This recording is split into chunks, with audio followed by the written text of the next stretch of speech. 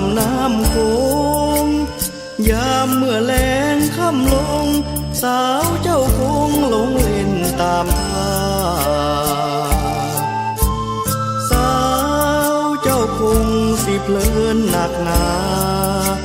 คอยหรือมาคอยท่าสาวเจ้าอย่ามัวหลงลอ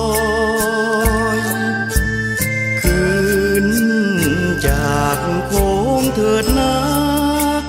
มาเฝ้าคอยควันตาน้องอย่าช้าเพราะเฮาเฝ้าคอยโค้งพาใจค่อยนี้เลื่อนลอยเกรงฮักเฮาจะปล่อยไหลล่องลอยบอกกลับคืนมาโอ้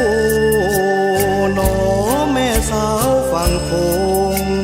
คอยหรือหลงคอยเจ้าฮักสาวเจ้านั้นหนักหนาขอให้สาวเจ้าโปรดเมตตาเพียงตอบคำฮักมาขวัญตาเจ้าอย่าเอียงอายคอยจากสาวฝั่งโค้งนอนหลับตาบ่ลงคิดพะวงสาวเจ้าจะนายแม้นได้สาวเจ้ามาแนบกายคอยสิตายบ่ว่านอนคอยท่าภาวะแต่กอดหมอน